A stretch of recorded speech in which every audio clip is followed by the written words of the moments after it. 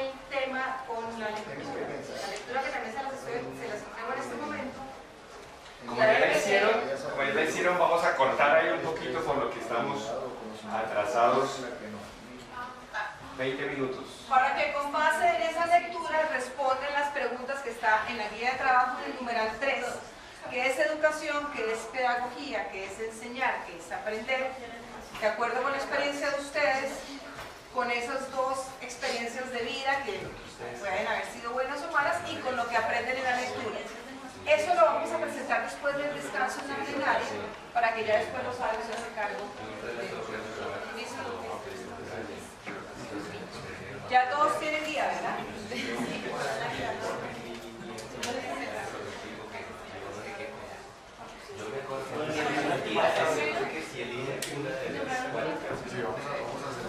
Una de las cuatro para relatar allá. Aquí dice que después tiene que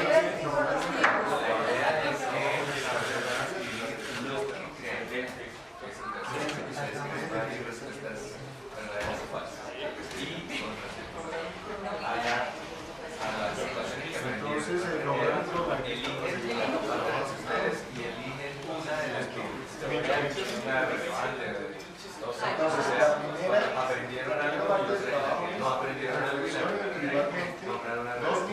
acerca de una situación en la que se vivió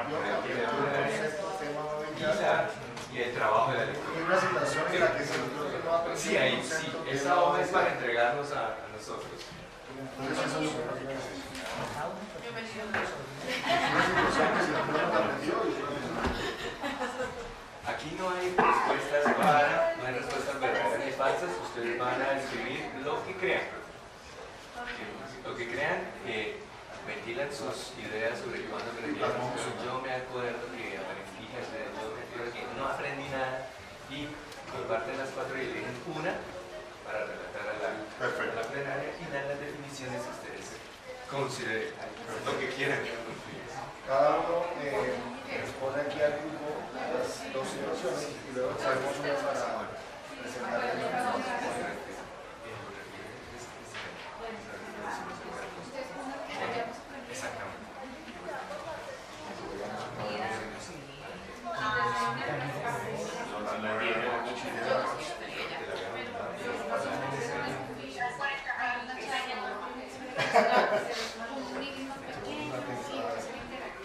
Si tienen dudas, pues estamos ahí, Rosario, Juliana y yo la aprendí.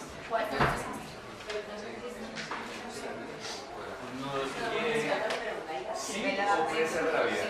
No importa lo que leí, pero especialmente la profesión. Me recuerda que un profesor, ahora también puede ser que cuando estoy en las clases de piano, me acuerdo que aprendí cantidades y no me quedó una clase de natación y no, también lo pueden hacer, pero pueden elegir entre ustedes.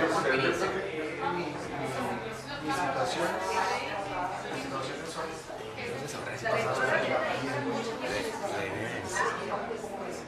entonces la primera descubre tu Creatividad. Gracias. En la situación en la que aprendimos no aprendimos, hablamos bastante difícil como ponernos un poquito de acuerdo, pero intentamos dejar como una idea para llegar acá. Y la situación es no aprender a bailar. Entonces, cuando estuvimos discutiendo el por qué pasó eso, casi que unánimemente dijimos que era tal vez algo de motivación que había faltado.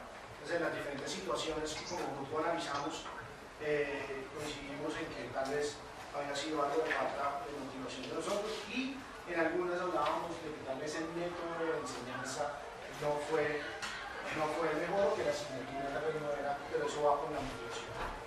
En la que aprendimos, decidimos realizar funciones lumbares y esto hablamos de que era una combinación de algo que nos gustaba con tener un modelo a seguir y con también ser buenos en el acto de esto que aprendimos.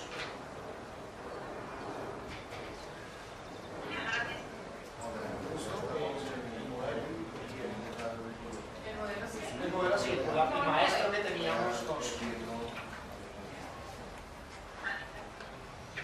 Bueno, muy bien, ¿qué es educación? Entonces, Entonces, lo dejamos como es la ciencia que estudia el aprendizaje, cómo adquirir, comunicar, compartir y crear conocimiento. Sobre qué es pedagogía. ¿Cómo es ciencia? ¿Ciencia qué? Para bueno, que perfecto. Sí. pueda... Es una ciencia que estudia el aprendizaje, cómo adquirir, comunicar, compartir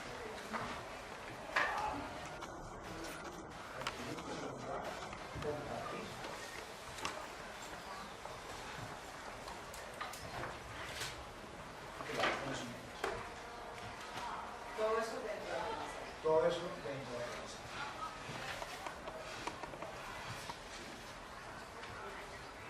Bueno, pedagogía es una de las ciencias que estudia. ¿Es otra ciencia entonces para ustedes? Sí. Sí. Entonces estudia, regula, normatiza el acto de educar.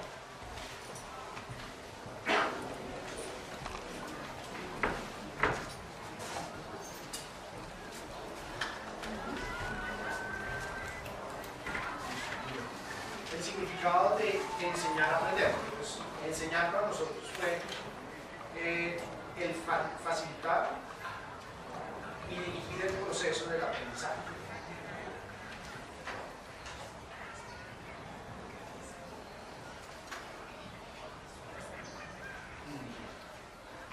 Todo eso. Ajá, exactamente. Y aprender es ese proceso en donde adquirimos, interpretamos, criticamos y ponemos en práctica este conocimiento. Entonces ustedes adquieren, ¿Sí? critican, Exacto, interpretamos, criticamos y al final ponemos en práctica y eso es aprender.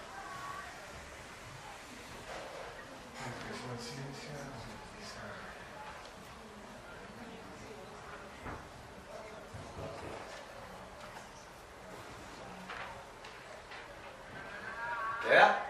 ¿Queda, sí? ¿el grupo está de acuerdo con su relator? Por supuesto.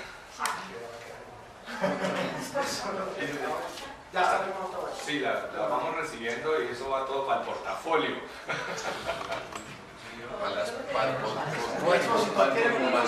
Claro, Sí. Y el que escribió también. Recuerde que las pruebas pueden ser utilizadas en su contra. Sí, sí. Claro. Bueno, nosotros por el contrario no escogimos una situación particular de cuándo aprendimos y cuándo no aprendimos, sino que escogimos las cosas en común de que nos permitió aprender. Entonces, no aprendimos en un ambiente tenso de miedo. No había motivación personal por el aprendizaje y el role model no era el que nosotros queríamos seguir. Por el contrario, aprendimos en un ambiente de tranquilidad y paciencia, había un gusto personal, el role model, lo característico era su humanización hacia los pacientes y hacia el estudiante, y la forma en la que se nos enseñó, tanto las herramientas utilizadas como la forma en la que el docente nos enseñó. O sea, vayan viendo lo que va sonando, ¿no? Que va sonando en cada una de las intervenciones, que se repite, qué nos está repitiendo y qué aporta de nuevo, ¿no? Para la definición de educación, decimos que es un resultado del proceso de enseñanza-aprendizaje y para que haya funcionalidad social de eso que hemos aprendido. Es un resultado. Ese resultado. ¿Sí? ¿Qué es pedagogía? Es una ciencia que da las bases del acto de la educación, y cómo se educa. Y el significado del proceso de enseñanza-aprendizaje es precisamente eso, un proceso que no se puede desligar. Se interioriza una información, se hace propia, se transforma y se comparte. Se interioriza, se hace propia. Se transforma y se comparte.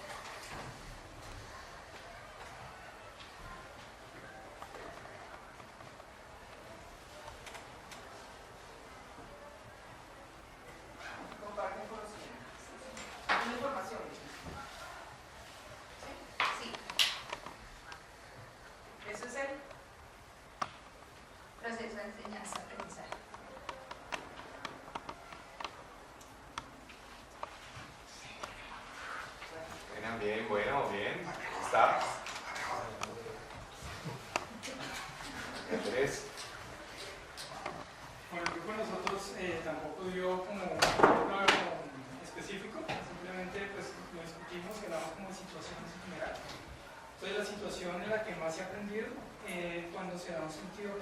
y de aplicabilidad al conocimiento, cuando hay un para qué. Y de los ejemplos que vimos... Eso es, perdón, eso es de aprender. No, la situación en la que más se ha aprendido. Sí, Es cuando hay sentido práctico y de aplicabilidad del conocimiento. Por ejemplo, en los aprendizajes por casos clínicos. La situación en la que no se ha aprendido cuando no hay un proceso estructurado de ese aprendizaje. Entonces, por ejemplo, cuando los contenidos no van de acuerdo con los objetivos de la persona que está recibiendo ese mensaje, o cuando el aprendizaje no ha sido de forma progresiva y se requieren conocimientos previos que no se tienen. Entonces, coherencia y digamos orden. Sí, como una progresión de la enseñanza. En cuanto a las definiciones, ¿en qué es educación? Lo definimos como es un proceso para que otros adquieran conocimientos y habilidades.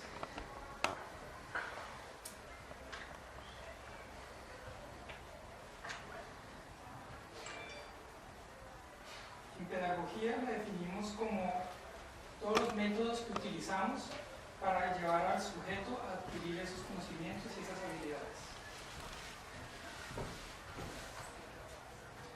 El significado de enseñar a aprender, entonces en enseñar lo definimos como la forma de presentar un conocimiento que puede ser de forma tácita o de forma activa. Y aprender, el proceso por el cual un individuo adquiere conocimiento. O sea, conocimiento es el acto de enseñanza-aprendizaje. El llevar conocimiento para ustedes es ese binomio. Perfecto. Adquirir conocimiento. Sí. No, está claro, vamos a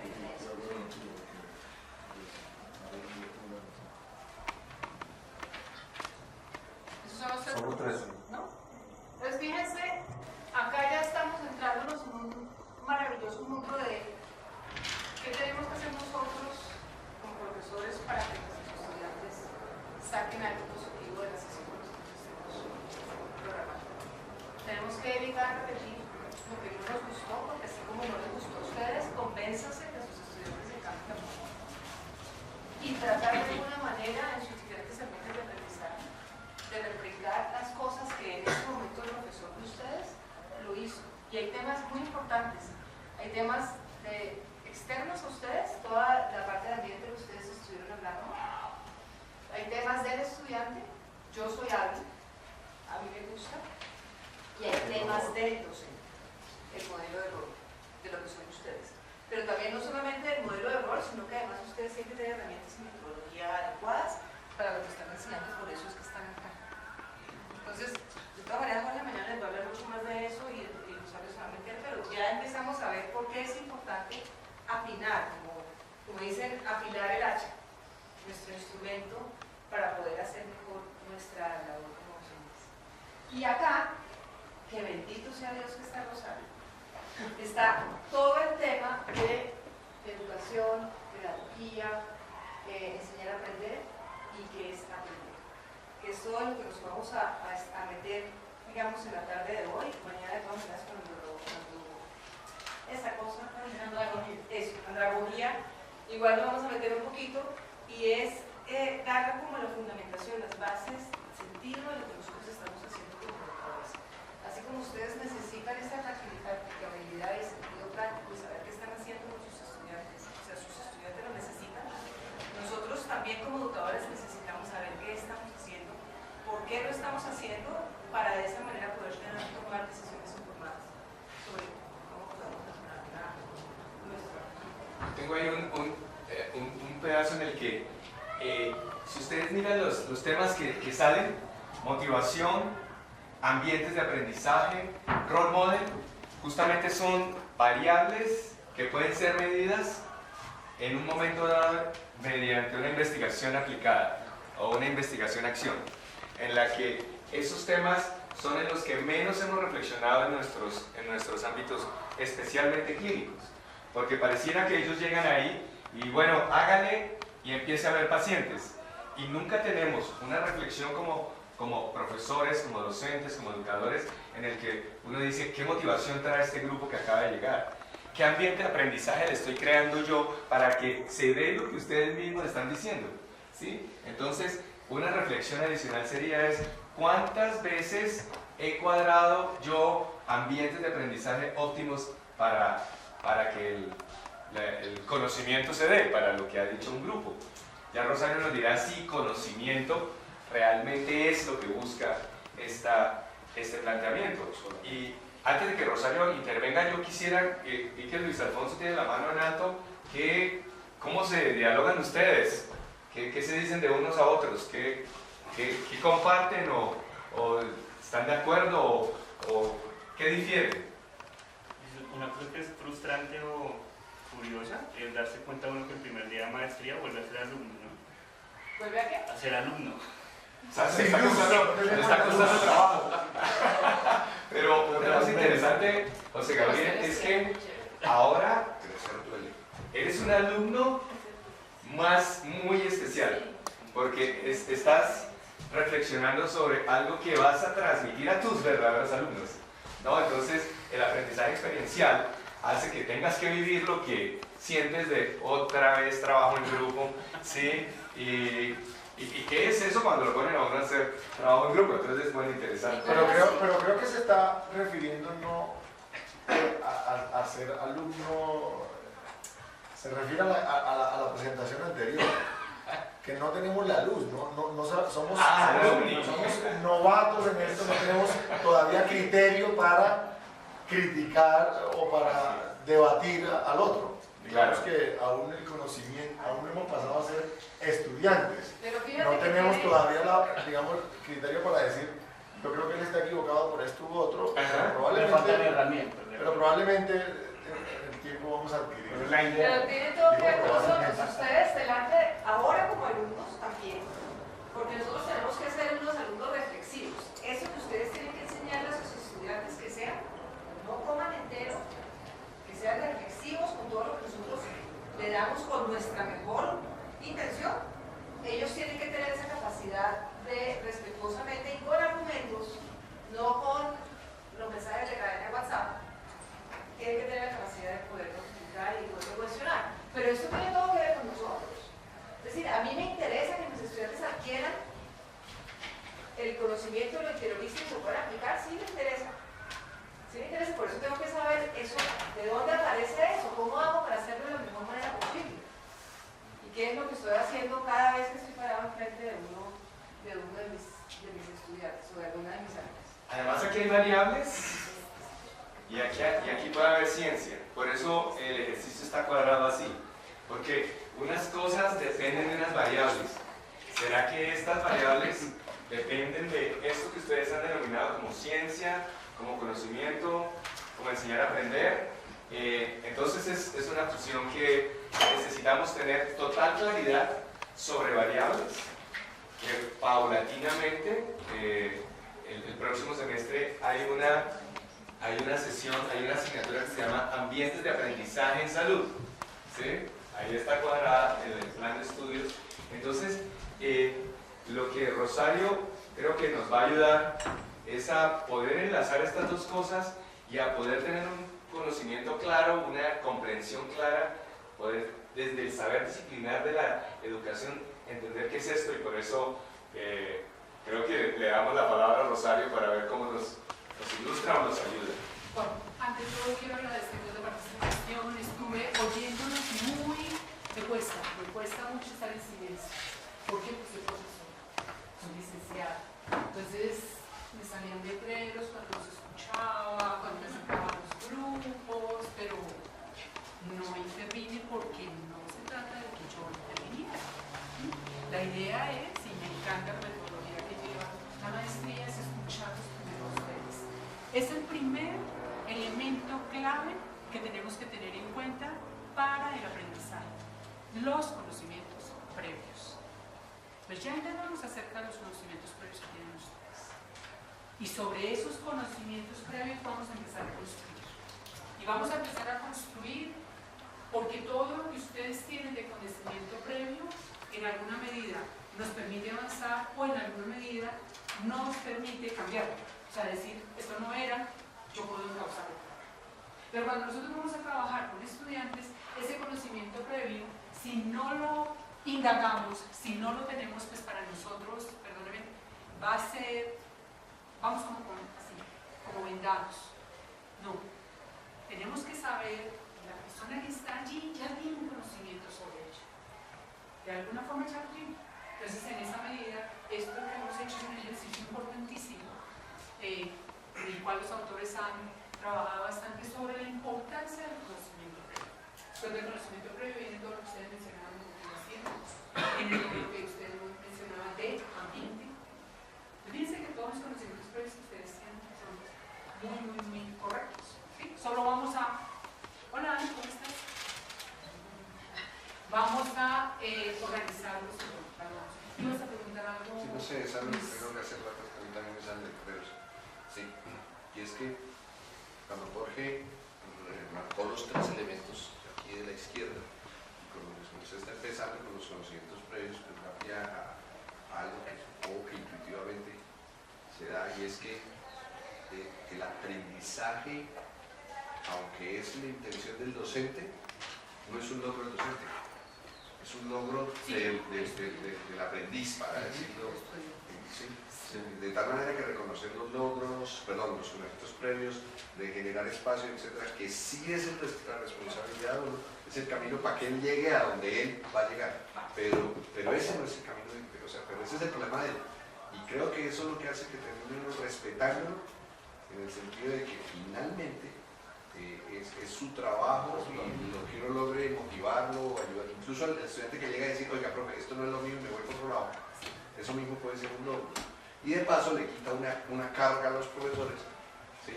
Que en muchas partes le vendieron era que si su estudiante fracasaba era culpa suya. Sí. Que eso se lo han vendido, no sé si sea por ahí. Sí, muchas gracias. ¿Puedo borrar? Sí, claro.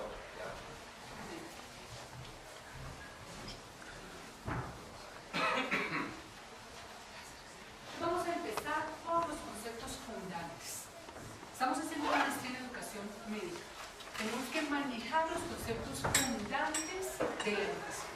¿Cuáles son los conceptos fundantes en los que se fortalece y en los que pudiéramos decir, se construye todo ese concepto de educación, de pedagogía, de didáctica, todo esto? Entonces, ¿por qué? Porque pues, magíster en educación médica tengo que tener claridad en esos conceptos. Entonces vamos a empezar, si les parece, por el concepto de educación.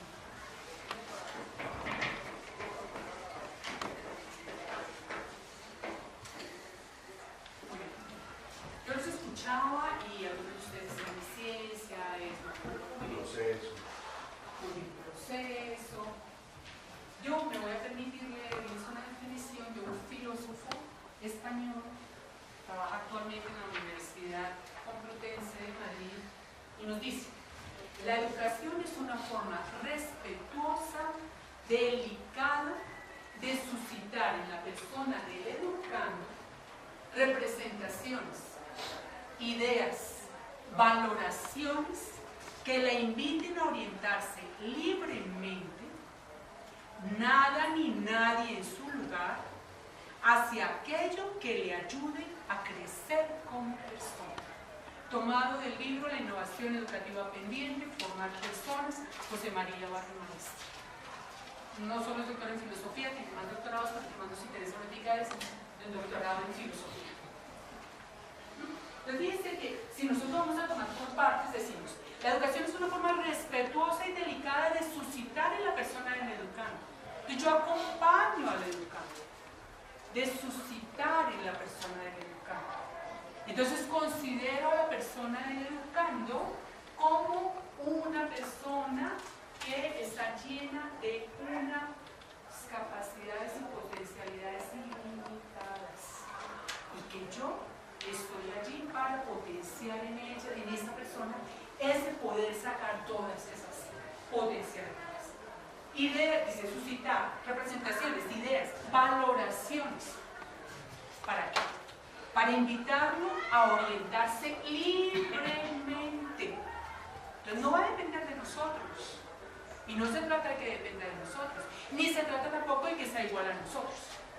Que diga, uy, no, yo voy a hacer igual a este profesor. No, no, no. Que libremente oriente, nada ni nadie en su lugar se oriente hacia aquello que le ayude a crecer como persona. Que le ayude a crecer como persona. Fíjense que esta definición de educación es muy interesante. ¿Por qué es una definición de educación muy interesante?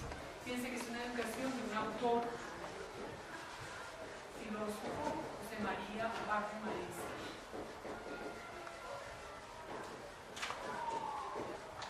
En esta definición de educación, ¿cómo se considera la persona? La persona es considerada, me perdonan los dibujos, yo no soy muy, ¿no? La persona es considerada desde su integralidad. Entonces la persona es considerada en todas sus dimensiones. En su dimensión afectiva, en todas sus dimensiones. En su dimensión cognitiva, en su dimensión física, en su dimensión social, en su dimensión emocional. Entonces se está considerando a la persona en toda su integralidad. Entonces fíjense que desde esta definición podríamos decir la educación es una ciencia. Pareciera que no. Como un arte. Como un arte. Muy bien, por ahí vamos, Laura, por ahí vamos. Es como un arte. Ya lo vamos a ir matizando y lo vamos a ir aterrizando, pero por ahí va. Entonces, considera a la persona desde todas las dimensiones, desde todo su ser, y la considera obviamente como un ser único, irrepetible,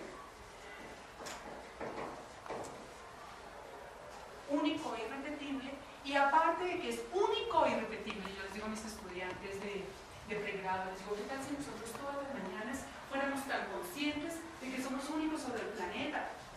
Ya eso nos tendría que hacer muy felices. ¿Por qué? Porque solo yo soy la persona que puedo vivir este día, nadie más sobre el planeta puede vivir. Yo soy único e irrepetible. Y aparte de eso, tengo características propias de mi ser personal.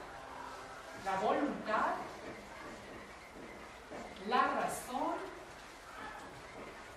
y la libertad. Entonces yo tengo que tener en cuenta todas estas características de la persona. Entonces cuando yo diseño un ambiente de aprendizaje, cuando yo estoy pensando en motivar, yo tengo que estar pensando en que esa persona a la que yo voy a crear ese ambiente de aprendizaje, a la que voy a motivar, tiene estas características. Tiene todas las dimensiones: social, cognitiva, afectiva, social, física, ¿sí? Que yo tengo que tener en cuenta. Que tiene una afectividad. Que no es solo el que yo domine el conocimiento, sino que la persona a la que va dirigido ese conocimiento, pues es una persona con todas estas características. Tú vas a preguntar.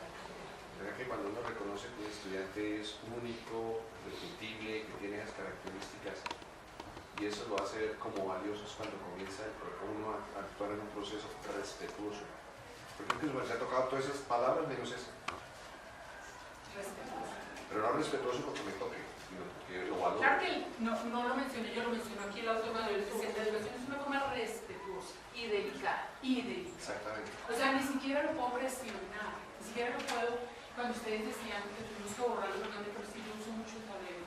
Entonces, cuando ustedes decían, estaba escrito aquí, cuando ustedes decían, es que el ambiente era tenso, el ambiente era un ambiente que no nos permitía, perdónenme, era un ambiente así como va. O sea, ¿cómo se va a dar el aprendizaje? Cuando hay temor, cuando hay intimidación, cuando hay... Desafortunadamente nosotros tendemos, yo la primera, así me enseñaron a mí, así enseño yo. Así aprendí yo, pero si yo aprendí así, como por qué ellos no van a aprender así como yo aprendí.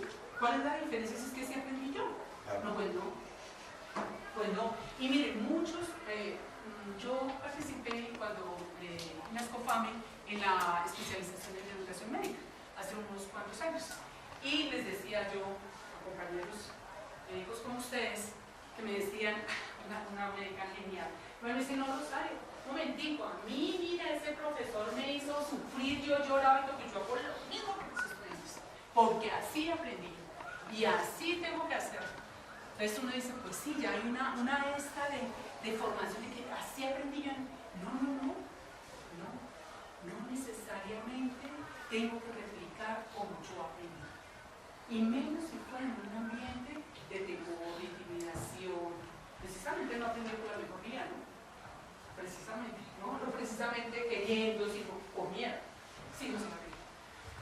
así no sería pues, prácticamente imposible definir educación si va centrada en cada individuo de forma particular, porque todos somos distintos en todas las concepciones. Sí, pero ¿qué es lo que nos hace único? ¿Qué es lo que nos hace, qué nos da unidad? Que nos cohesiona, ¿no? ¿Qué nos cohesiona?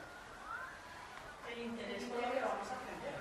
El interés en lo que vamos a aprender, El significado. el significado. Porque son variables que son independientes de cada uno. Yo creo que me interesa aprender de ¿Qué es educación lo de que otra nos persona, ¿no? cohesiona a nosotros? Que todos tenemos voluntad, razón y libertad. Eso es lo que nos hace, nos cohesiona como personas. Entonces, a partir de este momento nosotros hablamos de la persona del alumno. La persona en la que estamos, digamos, concentrados para formar desde su integralidad. Entonces eso es lo que nos cohesiona, somos personas. Que podemos hacer un libre ejercicio de la voluntad, de la razón y de la libertad, perfecto. Que la idea que nos plantea este autor, este filósofo, nos dice, lo ideal sería es que yo en el proceso de acompañamiento en la educación, yo pudiera llevarlo a que haga un libre ejercicio de su voluntad y de su razón para que tome decisiones que lo conduzcan a ser cada vez más personas. Eso lo dice Kant. Kant dice, la educación nos permite ser cada vez más humanos. Y es verdad, si uno se pone a reflexionar y dice, sí, una persona educada cada vez es más persona. ¿Sí? Entonces, en esa medida, la educación debe tener muy presente todo esto como proceso orientado, nos dice José María Barrio Maestro, a la plenitud de nuestro ser personal, o del ser personal, a la plenitud del ser personal. Pero si vamos a leer otros filósofos como el ser personal. Cuando hablamos de la plenitud del ser personal, es efectivamente a través de las virtudes lograr ser cada vez mejor persona. ¿Sí? A eso se refiere. Eso lo dice este autor. Otros filósofos, Francisco Algarejos, Concepción Naval, en un libro que se llama Filosofía de la Educación, nos dicen, no, es que todo esto nos debe llevar, todo este proceso de educación, teniendo en cuenta todas estas características, nos debe llevar al perfeccionamiento de la persona. Pero entonces esta palabra perfeccionamiento muchas veces pero yo casi no la empleo es por eso. Me he casado más con, ¿sí? Identificamos con la plenitud de nuestro ser personal. Cada vez buscamos más la plenitud de nuestro ser personal. Ya teniendo claridad, entonces en la educación, vamos a revisar el origen epistemológico de la palabra. Educare, educere. Viene del latín. Educare, educere. Educar, cuidar, guiar, acompañar, educar. Educere, sacar de dentro. Entonces, reconocer a la persona como llena de potencialidades, como toda una posibilidad ilimitada de crecimiento en el que yo como profesor estoy ahí para acompañar este crecimiento. Desde la definición etimológica de la palabra. Educare, educere. Entonces, así las cosas, nosotros, y teniendo ya esta idea de la educación, vamos a ver, pero un momento, cuando nosotros hablamos de educación y hablamos de que efectivamente orientamos todo el proceso hacia esa plenitud de ese ser personal, ustedes dirán, bueno, pero ¿y tú sabes qué tiene que ver? ¿Tú por qué nos hablas de eso? ¿Eso qué tiene que ver con enseñar anatomía, con enseñar en biología, con enseñar, bueno, es que como yo no soy médico, pero sí, pues eso no tiene nada que ver. Pues solo tiene todo que ver. Porque lo más importante es que sea una excelente persona como un médico. Y ya lo demás viene por añadidura. ¿Por qué? Porque si la persona, nosotros efectivamente, buscamos más la formación del ser, pues la persona de suyo va a ser responsable responsable, va a ser ética, va a ser comprometida, va a estar investigando, como les decía ahora Jorge, permanentemente, va a estar mirando a ver cómo se perfecciona el grupo. De hecho, miren, cada uno de ustedes está acá precisamente por esa necesidad de perfeccionamiento, de hacer las cosas mejor. O sea, la educación es reflexiva, por lo tanto no podría ser una ciencia, sino o sí, o podría ser más una rama de la filosofía. No, ya vamos. No. Es reflexiva, sí, pero ya vamos a ver, ya lo vamos a aterrizar más concretamente. Tú ibas a preguntar. Sí, dos cosas. Uno, la educación no puede llevar a cosas negativas. De hecho, educación mal, No. educación. Estamos partiendo de que teóricamente estamos en ese modelo de crecimiento, pero el proyecto pudiera ser. Segundo, educación no implica también habilidades, no solamente conocimientos. Okay, o sea, decimos reconocimiento implica habilidades también. Claro, porque es que acuérdate que estamos viendo toda la dimensión de la persona, toda su integralidad. Entonces, al mirar toda su integralidad, vemos todas sus dimensiones y luego las habilidades. Sí, en esa integralidad. Cuando nosotros, y eso que tú me dices es genial porque sale con mucha frecuencia, si yo le enseño a una persona, digamos que no lo es, pues por acá, o pongamos otro ejemplo, digamos que una persona es experta en robar carros y en hacer efectivamente la alarma no se salte, y sea el Audi que sea, o sea el Fiat, o sea el Toyota, el carro que sea, logra hacer, y logra sacarlo y se va. ¿Sí? Dice, bueno, voy a poner una cadena y esto me va a dar plata para enseñar a robar. Está haciendo el proceso perfecto, sí, lo está haciendo y me imagino que creará un ambiente, tendrá motivación, sí, pero estamos haciendo un proceso educativo. ¿Por qué? ¿Por qué?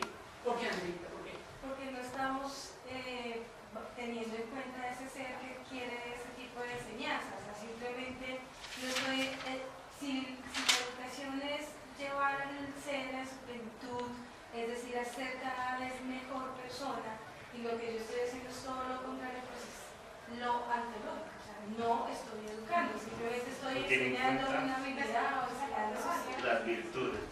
Muy bien, cuando hablamos de plenitud del ser personal, hablamos de virtudes. Y antes de hablar de virtudes, para llegar a estas virtudes, ¿cómo llegamos nosotros a las virtudes? A través de los hábitos. Los hábitos, que son repeticiones de actos, ¿no? Llegamos a los hábitos. Pero esos hábitos operativamente buenos, o sea, éticos. Porque si son hábitos negativos, no son vicios. ¿Sí? Entonces, en esta medida... Es decir que, por esa misma pregunta, decir que una persona es mal educada, está mal educada, porque a nadie se puede educar mal.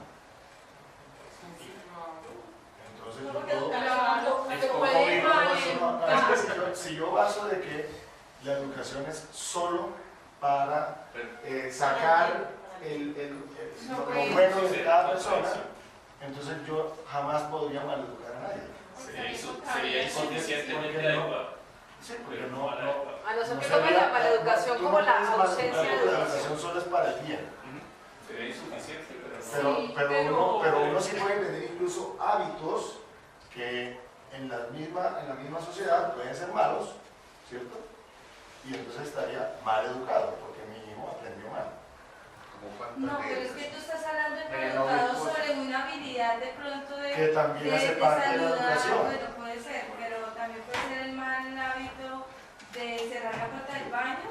Yo creo que la pregunta de Luis es muy educada porque consideraría que la educación también podría ir hacia la parte negativa. Yo podría educar mal a alguien, haciendo lo contrario de la definición. Pero dices, no hablaríamos de educación. Si nosotros hacemos lo contrario de la definición, iríamos en contra.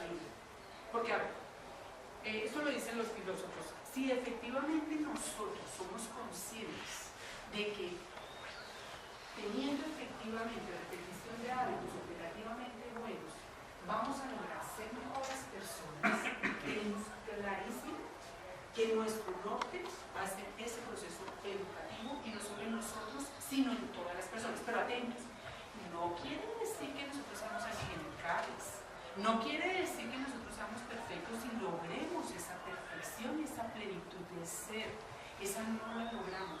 Eso lo tenemos que hacer durante toda la vida. Toda la vida. Nosotros estamos en un permanente decisión una permanente libre. educación. Exacto, una decisión.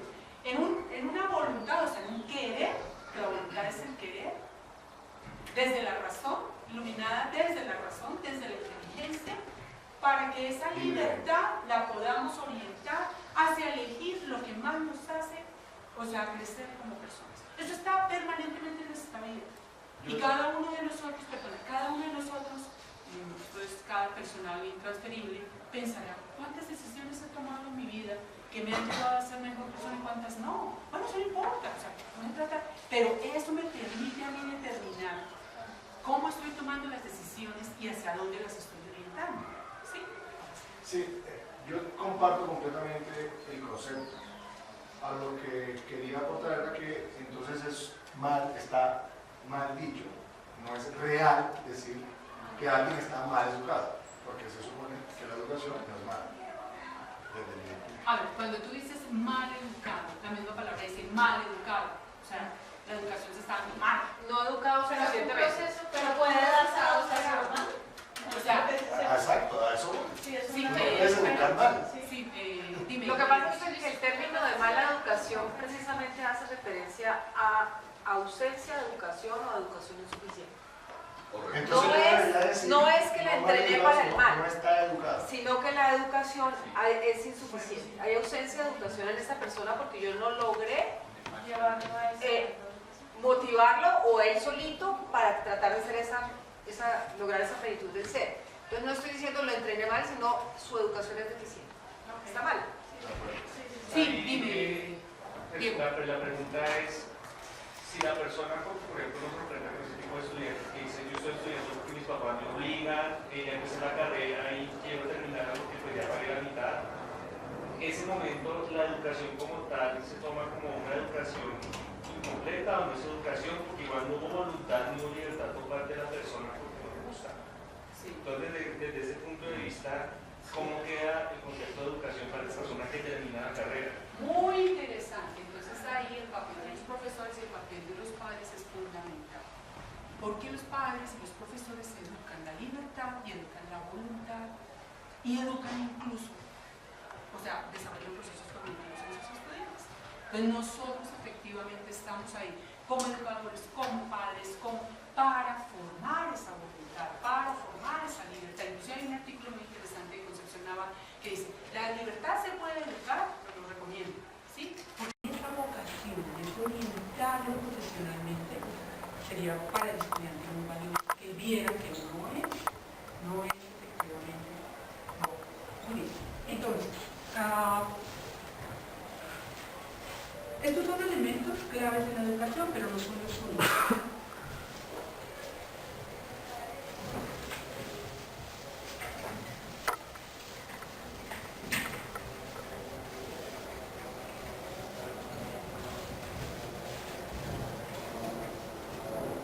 La educación, según dos filósofos, Pataderos y Concepción Naval, tiene unas notas esenciales que caracterizan la educación. ¿Sí? Entonces ellos nos dicen, la primera nota esencial de la educación, dice, la educación es relacional. No, perdón. La primera, la educación es una acción. Entonces ahora sí lo que nos decía Andrea, la educación es una acción. La educación es práctica. Y la educación, al ser acción y al ser práctica, se da entre dos personas. Entonces es una acción recíproca que se da entre dos personas. Ya sea en el escenario escolar o en el escenario que sea, se da entre dos personas. Es una acción recíproca dicen estos autores, como tercera nota, es una acción recíproca, es una acción recíproca que conduce al mejoramiento. ¿Sí?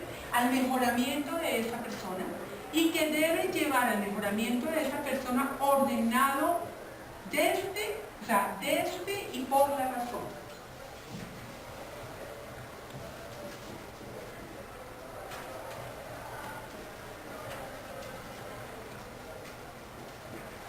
Esto sobre todo lo plantean los autores porque estos filósofos, que entonces está toda la parte digamos, de lo que genera placer. Entonces es por eso que la inteligencia controla, poder controlarse la inteligencia. Que a mí me encanta dormir, el placer de dormir es una delicia, pero yo desde la inteligencia puedo controlar esa digamos, por eso dice, desde y por la razón, que la inteligencia pueda como gobernar esa parte, digamos, de placer que nosotros tenemos frente a muchos aspectos. Y es una gran definición recíproca, que es una herramienta de la razón que conduce, obviamente, y como dicen, pues, al perfeccionamiento de esa persona. Y este perfeccionamiento que nunca se logra, es un perfeccionamiento de toda la vida, o sea, esto no se logra, ¿sí? A través de las virtudes. Y las virtudes, a través, como ya lo mencionábamos, de los pagos. ¿Sí? Eso nos dicen estos dos autores acerca de la educación y nos dicen que esas son las notas esenciales de la educación. Así entonces la educación es una práctica, la educación es una acción. ¿Lo vemos? ¿O no?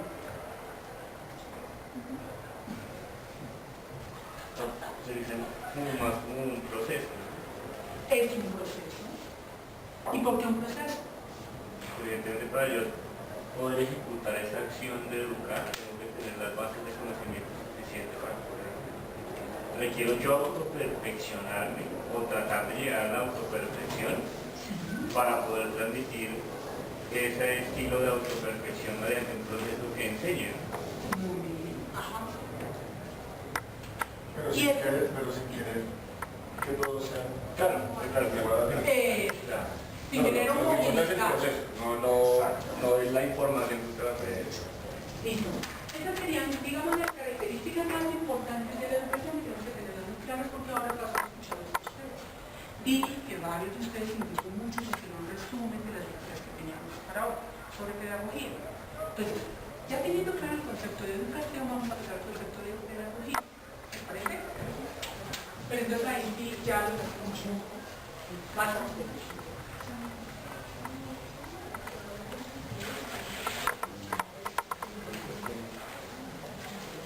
¿Qué es la pedagogía? ¿Qué nos dice Quintana Cabanas, que es el autor del artículo? ¿Qué nos dice? Que es otro filósofo, es también español, trabaja en la UNED.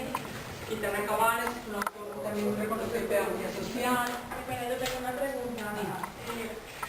Tú dices que la educación es recíproca, pero yo siento que con nuevas tendencias educativas no siempre es recíproca.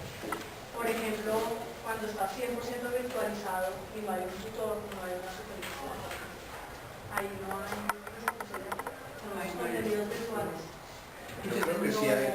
Yo pensaría, pero digamos, como lo dijo María José, no hay retroalimentación. Vale. Yo lo estaba pensando cuando escribiste iba a caer. Sí, pero después se di cuenta que finalmente el proceso de educación siempre tiene un momento de evaluación. ¿Sí? Porque finalmente yo no veo, por lo menos nosotros estamos en un modelo, que el proceso de evaluación implica que hay un momento en que tú eres certificado, validado, qué sé yo, y eso siempre es control estándar. Y es en ese momento donde usted se estrella y tiene la reciprocidad. ¿Sí? Que el modelo decida ignorar que el modelo decida que quien estableció el gol estándar no se dé por enterado es otro, pero por lo menos usted tiene al frente algo que le permite al sistema o a la autoformación decir, pasó, no aprobó, pasó, aprobó, lo logró, qué sé yo, pero siempre hay un proceso de reciprocidad. Y la evaluación.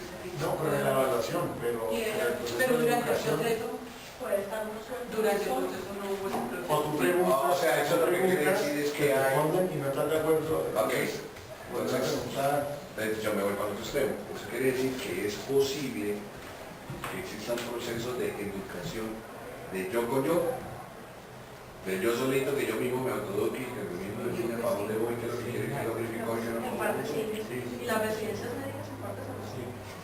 Pero ahí es un mejoramiento de...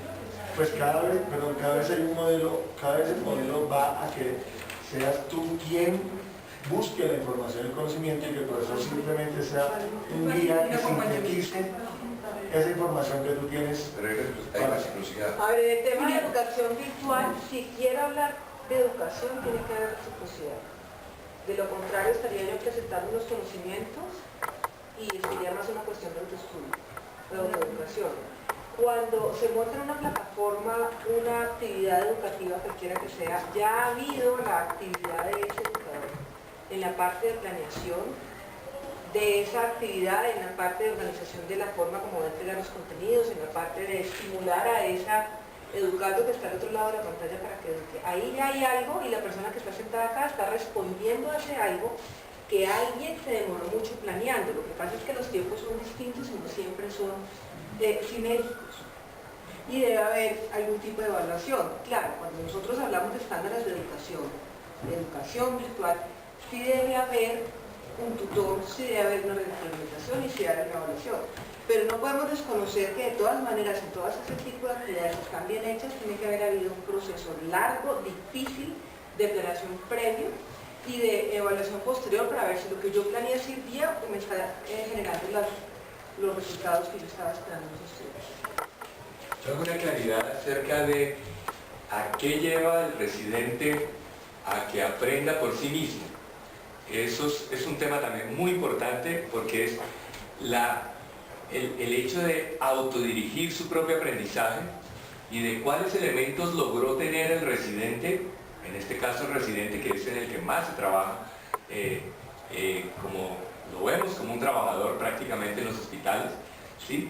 Es qué elementos hicieron que ese residente sea capaz de autodirigir su propio aprendizaje.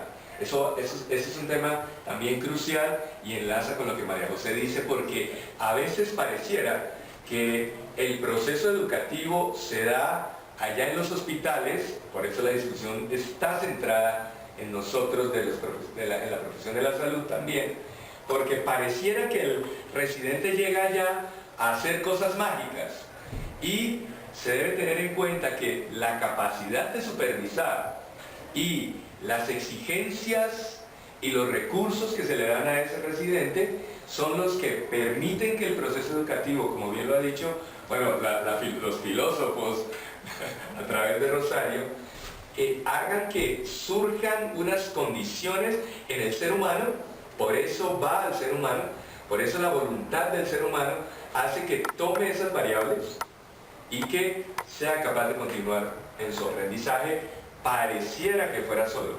Y pareciera que debe haber proceso, como tú mismo acabas de mencionar, como una gran motivación, como una gran reciprocidad, como un gran acompañamiento, Con ambientes que le permitió ya eso, que eso es lo ideal, que ella solo puede seguir el proceso de autoeducación. Pero no quiere decir, o sea, cuando estos filósofos nos dicen la educación es una acción recíproca, o sea, claro que todo lo virtual, y me encanta lo que dice Julián, tiene que ser recíproco. Tiene que ser recíproco porque si no, perdónenme, no hay un proceso, digamos, no es sobre todo, es que saben que es lo importante en este acompañamiento, que la persona le pueda decir, ¿cómo vas en el proceso? ¿Cómo vas en el proceso? Y la persona le pueda decir, reoriéntelo, no, mira, por aquí no es, este concepto no está bien, debes hacer esto. Inclusive decirle a la persona qué es lo que te tiene tan desmotivado con este tema, por qué este tema, sí, que uno puede efectivamente estar ahí acompañando el proceso. Entonces por eso viene toda la parte de la situación. En los ambientes virtuales se da eso.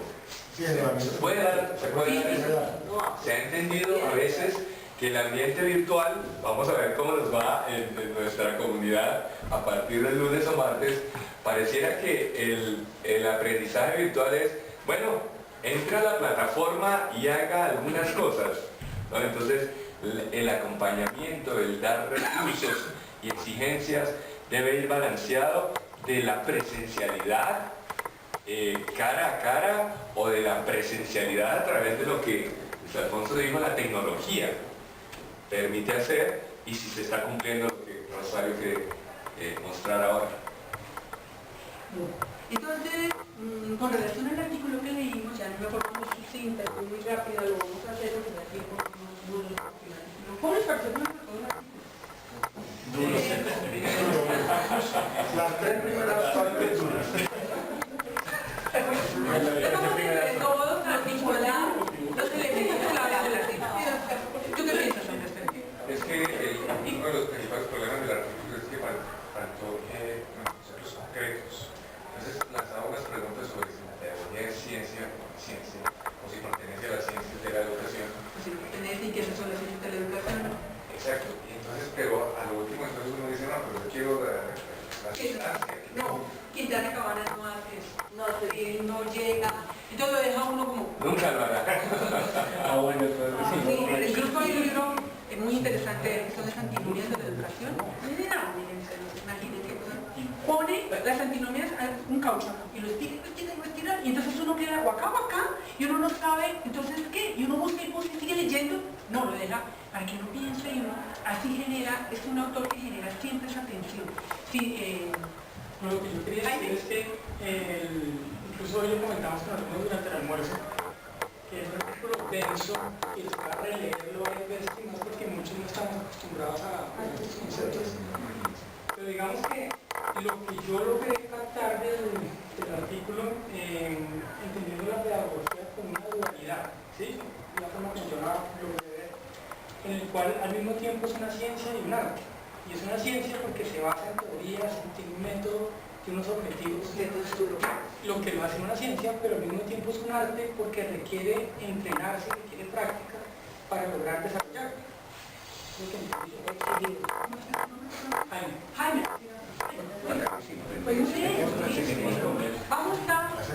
Vamos efectivamente a concretar esto que nos dije. Entonces, cuando nosotros hablamos de pedagogía, muchos autores, y ahí nos lo plantea Quintana Cabana, dicen es una ciencia. ¿Por qué? Porque tiene un objeto de estudio propio y tiene un método propio. ¿Cuál es el objeto de estudio de la pedagogía? La educación. Tanto, ¿qué es la educación? La educación como un proceso. Como un proceso. Y además del proceso, Andrea, muy bien, es una acción. Entonces, si la pedagogía reflexiona como ciencia sobre la educación, reflexiona efectivamente sobre una práctica, porque la educación es práctica. ¿Cómo evidenciamos que una persona es educada? Yo acabo de llegar, los veo a ustedes ahí sentados y puedo decir, Claudia es educada, José Gabriel es educado, Jorge Mario es educado, Rodolfo es educado. No, yo no puedo decir, yo solo puedo decir después de un buen tiempo de estar con ustedes cuando los vea actuar, cuando los oiga cómo hablan, cuando los vea en cosas tan elementales como cómo tratan a los demás personas, cómo se expresan. Por ejemplo, cuando quiero saber sobre eso, digamos que yo fuera médico, ¿sí? Y que tuviera, digamos que fuera médico y tuviera todos los cursos que puede tener un médico, y yo no quisiera hablar sobre sus especialidades, pero rápidamente digo, y que está bien informado, usted no está, porque los oigo, o los llevo a la sala de cirugías y los veo actuar. Por eso la educación es una práctica, porque se refleja en acción. Entonces, ¿qué pasa? La pedagogía como ciencia reflexiona sobre esa práctica. ¿Pero para qué reflexiona? Bueno, sobre esa práctica, pero pongámoslo tal cual como lo dice Quintana Cabana. Quintana Cabana nos dice, la pedagogía es una ciencia que reflexiona sobre la acción educativa. Sobre el hecho educativo. ¿Sí? Entonces, cuando nosotros efectivamente vemos a la pedagogía como esa ciencia que reflexiona sobre el hecho educativo, ¿qué hace la pedagogía como ciencia? Teoriza, sistematiza,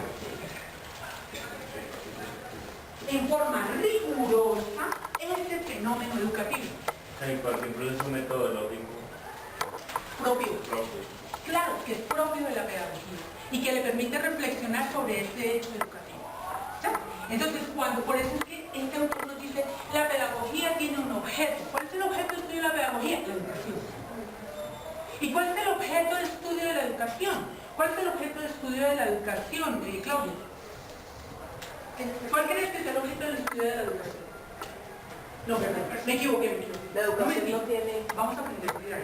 Me acabo de equivocar. Tengo que lanzar primero la pregunta y luego sí elegir a la persona que yo voy a hacer. Ah, no, pero sí lo hice bien. Sí. Es que mismo, yo con estos temas, yo trato de hacerlos bien. Entonces yo digo, bueno, ¿por qué vamos a pasar a la didáctica? ¿Qué es la didáctica? Lo primero que tengo que hacer es mandar la pregunta y luego sí decir aquí. ¿Sí? Entonces, ¿cuál es el objeto de estudio de la educación? Un actor educativo. Un actor educativo. Un actuar. Ah, un actuar. Muy bien, Sandro. ¿Quién se encarga de actuar? Pues, no sé. Es decir, en la que lo teoriza es la pedagogía. Genera ese actuar que debería hacer la didáctica. ¿Quién genera ese actuar? El docente. La persona. El educando. ¿Pero cuál persona? El educando. ¿El educando? Por eso es recién. Muy bien. Teoriza y sistematiza sobre esta relación que hay, si lo vamos a poner en el ambiente de universidad, en esa relación que hay entre profesor y alumno. Teoriza y sistematiza esa acción educativa que se da, en el caso de ustedes, con estudiantes de medicina. Teoriza, eso hace la pedagogía. Y esto hace la pedagogía médica.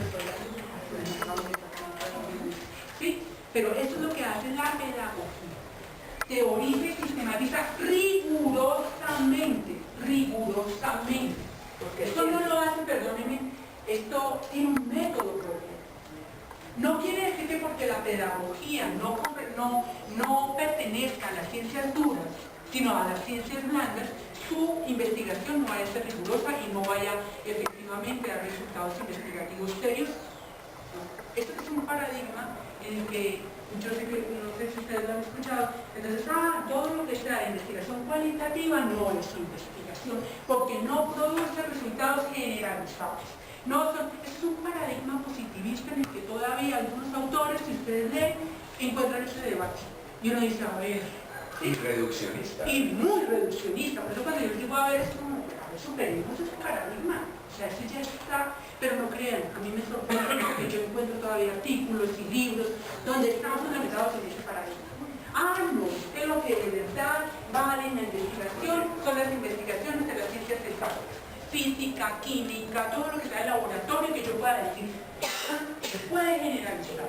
Pero entonces toda la investigación cualitativa pierde y es de verdad, pues no, digamos, un paradigma en el que no. Entonces, cuando la pedagogía sistematiza sobre este que hace que se han quedado las dos personas, quiere decir que la educación, el objeto de estudio de la educación es esta persona y esta persona. Y la relación. Entonces, la relación entre los dos. Relación aislada. Perfecto. La relación que se da entre esas dos personas. También que como vemos, el objeto de estudio de la pedagogía es la educación como praxis, como acción. Y la educación con un objeto de estudio propio que es la persona en relación con el otro para educar. ¿Me van a entender? Bueno, entonces, así las cosas, el autor, pues obvio, y como ustedes se dieron cuenta, menciona muchísimos autores que van y vienen. La conclusión que uno puede determinar es que sí consideran a la pedagogía como una ciencia. Pero atentos, y esto sí se los digo porque es real, pero esto probablemente cuando lleguen con el doctor Francisco les va a decir otra cosa. Pero es real porque yo lo he encontrado en la literatura. Muchos autores dicen, la pedagogía es una disciplina, la pedagogía es un saber. Y es una disciplina, es un saber que está en búsqueda de su identidad. Es muy respetable. Pero hay muchos autores, entonces uno no puede tampoco ir así. Porque hay muchos autores que la red no lo reconocen como ciencia. Entonces ustedes no se vayan a ganar cuando encuentren un artículo, cuando encuentren un libro, cuando encuentren muy en Q1, en Q2, que dicen, no, la pedagogía es un saber. De hecho, muchos pedagogos colombianos, Carlos Eduardo Vasco, que es reconocido, un pedagogo colombiano reconocido, dice la pedagogía es un saber. cuando nosotros efectivamente planteamos el doctorado en educación, digo nosotros, escuchamos a Cosité, pero digamos la Facultad de Educación que trabajo allí, se plantea en el documento la pedagogía como ciencia.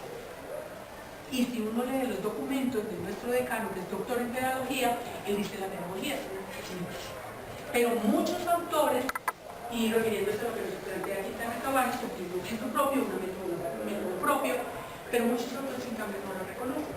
¿Sí? Entonces, en esa vez para que lo tengamos claro, ya que encontramos un autor que nos dice, ay no, entonces lo que nos dijeron en la maestría de educación médica está, no, es que hay autores que no lo reconocen, pero igual independientemente de que seamos saber, de que son saber, de que son las ciencias, lo que es clarísimo es que reflexiones sobre el acto, sobre el hecho educativo, sobre la acción educativa. ¿Sí? Y que es muy riguroso y que teoriza, sistematiza. Ahora, ¿qué pasa con las ciencias de la educación que nos plantea allí el autor? ¿Tú cómo viste eso de las ciencias de la educación? Me dio un poco, la verdad, ya no a este punto, porque me dio bastante el artículo, pero lo comprendí como la parte como de ella más específica dentro de la educación. O sea, ya es como la rama, ¿no? Es como la especificación, pues, la especialización de la educación. Bueno, gracias. Fíjate que es efectivamente como la rama, pero que no aparecen propiamente como pedagogía, sino como, y el autor nos lo dice muy claramente, Quintana Cabañas. Nos dice, mira, la pedagogía efectivamente, es que a ver, la educación como proceso, como acción, como acompañamiento, es tomada en cuenta por muchas ciencias. La psicología, la filosofía, la sociología, sí, entonces nosotros tenemos filosofía de la educación, sociología de la educación, psicología, economía, sí, todo, piense que todo es ¿por qué? ¿Por qué? Porque ¿qué? Son acciones, procesos, la integralidad tiene que ver con la persona. Y tiene que ver con la persona en su acción en economía, en bueno, lo que sea. ¿Sí? Entonces, ¿qué pasa? Cuando efectivamente todas estas ciencias, sociología de la educación, pues le aportan a la pedagogía, pero no son la pedagogía. ¿Me hago entender? ¿Por qué? Porque entonces, esas ciencias ven, por ejemplo, sociología de la educación, pues la parte social de la educación. Economía de la educación, pues la parte de economía de la educación. Perdón, economía de la educación. Psicología de la educación, pues es la parte psicológica de la educación. ¿Sí? Pero no son propiamente la pedagogía. ¿Me hago entender? Por eso se llaman ciencias de la educación. Porque le aportan a la pedagogía, pero no son propiamente la pedagogía. En cambio, si nosotros vamos al dibujo que aparece en el material, que me parece interesante, fíjense que las ciencias de la educación aparecen en la raíz, abajo, ¿sí? O sea, alimentan a la pedagogía. Sociología de la educación, filosofía de la educación, economía de la educación, biología de la educación, historia de la educación, psicología de la educación. Sí, le aportan a la educación. Y en cambio en las ramas que aparecen, en las ramas aparecen las pedagogías. Entonces, aquí ya aparece la pedagogía. Entonces, ¿cuál es la pedagogía ambiental? Pedagogía familiar. Pedagogía social. Pedagogía social. Pedagogía intelectual, que según Quintana Cabañas es esta, ¿no? Ya vamos a tratar a ver que es bien interesante, es una de las que me gusta. Y ¿qué pasa entonces con esas pedagogías? ¿Cuál es la diferencia entre las pedagogías y entre estas ciencias? Perdón, aquí no corregí. Ciencias de la educación. Pues que estas pedagogías, la mirada es totalmente diferente. Porque mientras estas dicen, ¿cuál es el aspecto social de la educación? ¿Cuál es el aspecto psicológico de la educación? ¿Cuál es el aspecto económico de la educación? Este en cambio dice, cómo formar al alumno en pedagogía ambiental, cómo formar al alumno en pedagogía social, cómo formar, o sea, cómo es, por ejemplo, pedagogía ambiental, que es un ejemplo muy claro. Cómo formar al alumno para que sea consciente de la conservación y de la sostenibilidad del ambiente. ¿Ven la gran diferencia? Entonces, por eso aparecen como ramas de la pedagogía. Pues aparecen como ramas de la pedagogía. Esas aquellas cosas, ya sabemos que las ciencias de la educación son las que aportan en la pedagogía, y la pedagogía tiene sus ramas propias que se encargan de centrarse concretamente. Es una acaba de ocurrir, y sí, claro, debe haber literatura sobre pedagogía en educación médica, y la hay muchísimo. ¿Listo? Entonces, es cómo llevar a la práctica esta pedagogía en el área de la medicina. Bueno, ya teniendo claro esto, yo pienso que aquí... bueno, ¿qué significa pedagogía? Pues fíjense porque estamos hablando del significado etimológico de la palabra educación, dijimos del latín y del castellano. Pedagogía viene del griego y pedagogía significa conducir al niño. Al niño. ¿Qué es lo que hago? ¿Sí? Claro, y ahí sí tiene todo que ver con lo que decía Fernando, con lo que nos explicaba Fernando Machón. ¿Por qué? Porque claro, se toma la pedagogía, o sea, este origen de esta palabra, que es muy antiguo, ¿sí? Es conducir a los que más necesitan, a los que más, y llevarlos y acompañarlos, o sea, es el significado de la palabra pedagogía. Entonces es la ciencia de la educación. Muy bien, ahora vamos a pasar mañana discutiremos los principios de aprendizaje del adulto. ¿Y qué es la andragogía y en dónde queda la pedagogía? ¿En dónde empieza la andragogía? ¿Y qué hace un ser humano denominado adulto? Y los que saben del ciclo vital entrarán también en la discusión. Porque va a ser muy interesante cómo el proceso se da en el niño o en el adulto.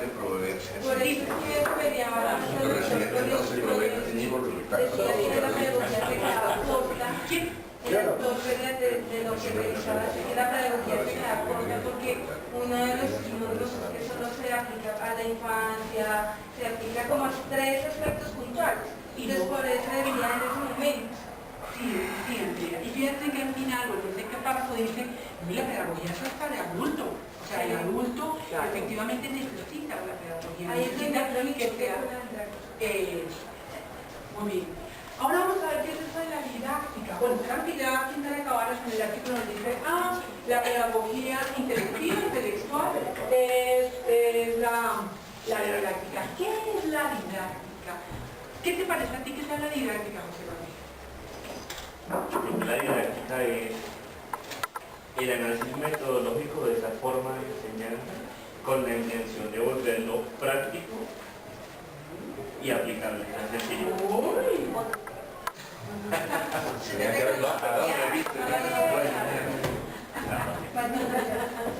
Has dicho elementos claves de la didáctica. ¿Y cómo fue que dijiste? ¿Práctico qué? Aplicable. Muy bien. Muy bien. ¿De qué se ocupa la didáctica? ¿Y qué tiene que ver? Estoy totalmente de acuerdo contigo, y está correcto lo que tú acabas de decir. ¿Qué tiene que ver la didáctica con la pedagogía y la educación? ¿Es otra cosa? ¿Es otra ciencia?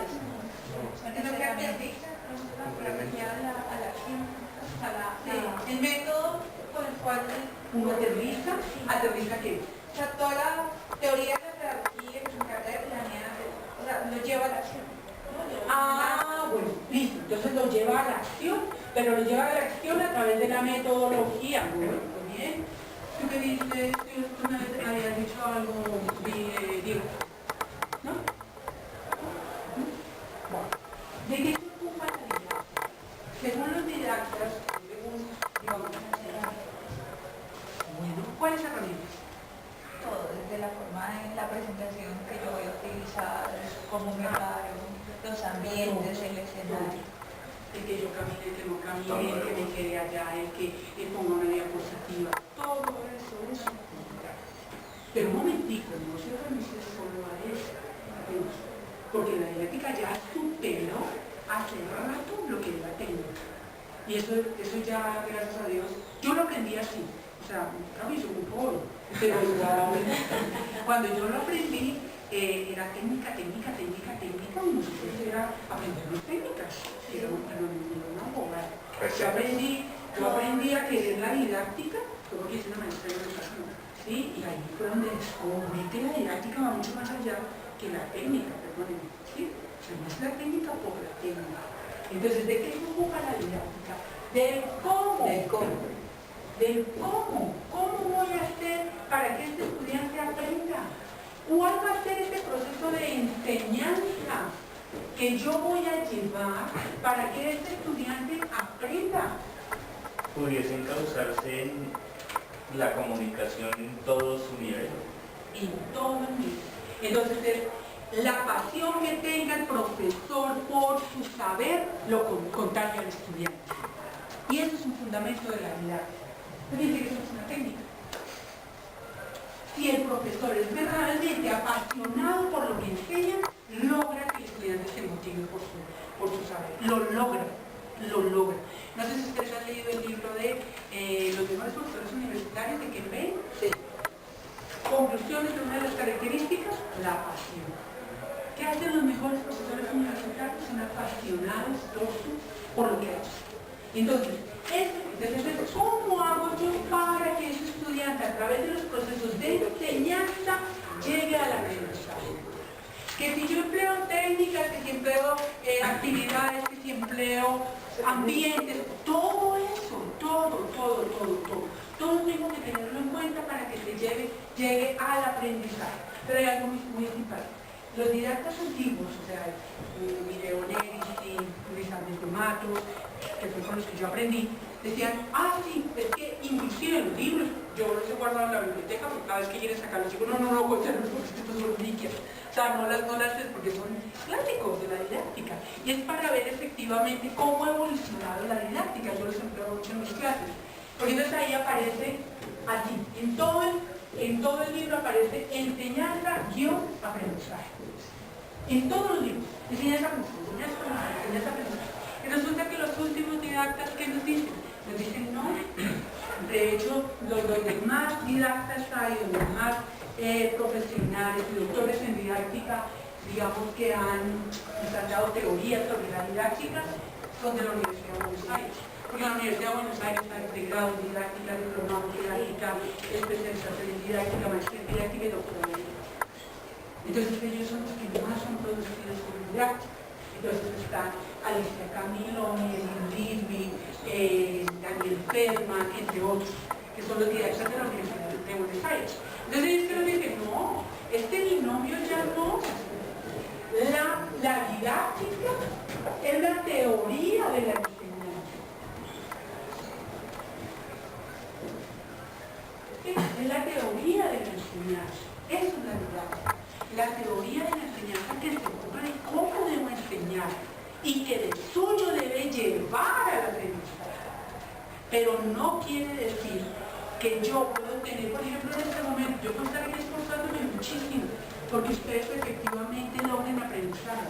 Pero perdón, ustedes no quieren. No. Y viva la libertad, no pasa nada. Y no quiere decir que yo esté teniendo con eso mal enseñanza. Eso dicen sus autores. Se puede llevar una enseñanza, pero claro, si la persona es un uso de su libertad, que no es precisamente para aprender, pues no aprende. Es así de sencillo. Entonces, ¿qué es lo que yo tengo que hacer? Lograr motivar a ese estudiante para que quiera aprender, para que yo lo logre convencer de que es lo mejor que aprenda. Lo mejor de su vida es que aprenda sobre el libro que estoy enseñando. Entonces, claro, estos autores dicen, no. Se puede dar enseñanza sin aprendizaje y se puede dar aprendizaje sin enseñanza. ¿Hay alguna manera a través de la didáctica de identificar la mejor forma de aprendizaje en cada individuo? Sí, claro. Porque hay estilos de aprendizaje, hay estilos de enseñanza. ¿Y cuál es la que es? Por un momentico, la didáctica es deudora y heredera de muchas ciencias. Y la didáctica es una disciplina. Aunque hay solo un autor, he encontrado un autor que dice que la didáctica es una ciencia. No, la didáctica es una disciplina. La didáctica es el saber práctico de la pedagogía. Esa es la didáctica. La didáctica es el saber práctico de la pedagogía, ¿sí?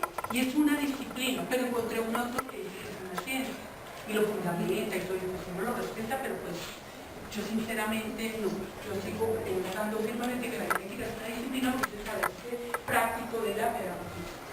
Entonces, así las cosas, ¿de qué se ocupa la didáctica? Es la teoría de la enseñanza que se ocupa el método, o sea, ese camino que me va a llevar efectivamente a hacer el aprendizaje y que aglutina todas las estrategias, todas las técnicas, todo el ambiente, toda la motivación, todo eso para que sea práctico y para que el estudiante lo pueda aplicar y logre efectivamente lograr el aprendizaje. ¿Sí? Es interesante. Ahora, ¿qué pasa con todo eso? Ustedes dirán, pero Rosario, ¿esto para qué nos sirve a nosotros? Por eso pensaría que les puede servir muchísimo. ¿Por qué? Porque ustedes van a empezar procesos de investigación, acción, que les van a permitir reflexionar sobre sus prácticas pedagógicas. No quiere decir que todos los procesos vayan a ser así, ¿cierto? Vamos a tener variabilidad, gama, y ellos podrán ir eligiendo a medida que avancen. Pero si vamos a reflexionar sobre nuestra práctica pedagógica, como nos lo decía Jorge en la presentación, si vamos a reflexionar, pues todos estos elementos nos pueden servir pareciera. Esta diferenciación de los conceptos, esto de que es la didáctica, porque bueno. Ahora. Bueno, independiente de que vayan o no a hacer su trabajo de investigación sobre la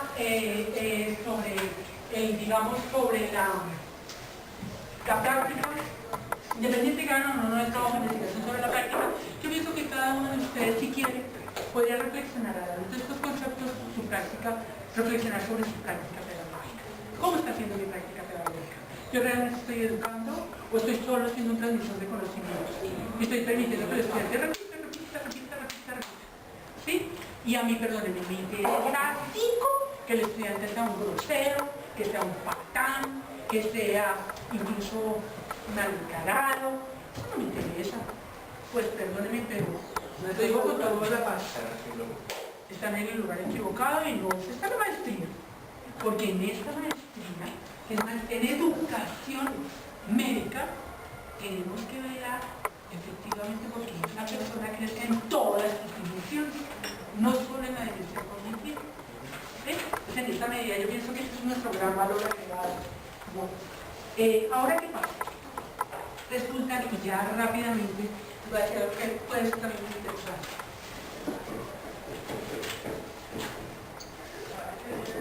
Ya teniendo claridad sobre la pedagogía, resulta que hay un filósofo alemán, Juan Federico Herbach, ¿sí? Mediados del siglo XIX. Y resulta que este filósofo, fíjense que los grandes, como nos decía Fernando, los grandes las personas que más le aportan en la pedagogía son filósofos. Y hay también médicos, ¿no? Hay muchos médicos que le aportan a la pedagogía son los que más mayoría son filósofos. Una de las principales médicos. Entonces, ¿qué nos dice este autor, Juan Federico Herbach? Este autor nos dice: el concepto fundamental de la pedagogía es la educabilidad de la persona. El concepto, me perdonan, yo como pueden ver, no soy internacional, como Fernando en tablero, pero bueno, trato de, ¿no? El concepto, eso se supone que es como un edificio, entonces aquí vamos a poner un pilar de este edificio. Y este pilar de este edificio, según Juan Federico Herbach, filósofo alemán, nos dice: ese pilar de la pedagogía, ese concepto fundante de la pedagogía es la educabilidad de la persona. ¿Y qué es eso de la educabilidad de la persona? ¿Qué es eso de la educabilidad? ¿Qué entendemos por la educabilidad? ¿Qué se te ocurre? Su potencial. Que tiene la persona de educar. Una capacidad. Muy bien. ¿Ese potencial se acaba? No tiene límite. ¿Será? Yo creería. A no ser, y ustedes ya me dicen, si pasa algo acá y ahí sí ya no. ¿Sí? Pero de lo contrario, nosotros tenemos todo un se puede acabar por la voluntad en su puede ser, claro, pérdida de interés. necesariamente que la persona no tenga exacto, porque la persona no quiere. Ahí ven, exacto, por eso te digo, que algo pase, O que el algo pase, que sistema no se lo permita. Bueno, entonces, ¿qué pasa? Es reconocer a la persona como educable. La persona del suyo, en su característica de educabilidad, puede potenciarse en todos los aspectos como la persona quiere. Esa es la capacidad que tiene una persona para hacer cada vez mejor. Y es un atributo, entonces, ¿qué pasa? La educabilidad es un atributo propio de la persona.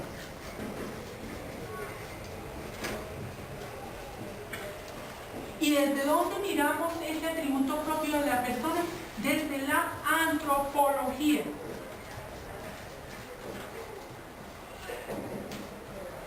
¿Sí? O sea, es es la mirada antropológica de la persona. Es su característica de educabilidad. Entonces, ahí está, pero entonces quedaría así la pedagogía. ¿Cuál creen ustedes que sea la otra columna que viene acá? Digamos que está bien. ¿Cuál sería la otra columna que viene acá?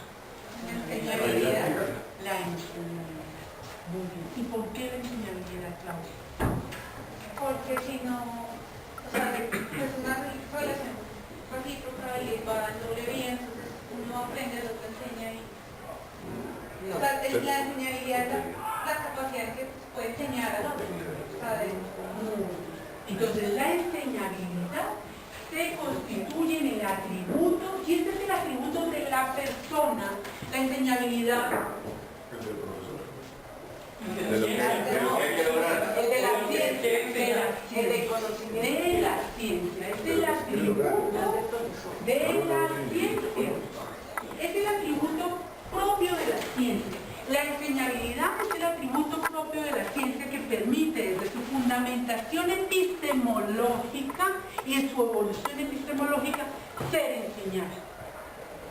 Y no solo ser enseñada, esa enseñabilidad permite que la ciencia pueda ser comunicada.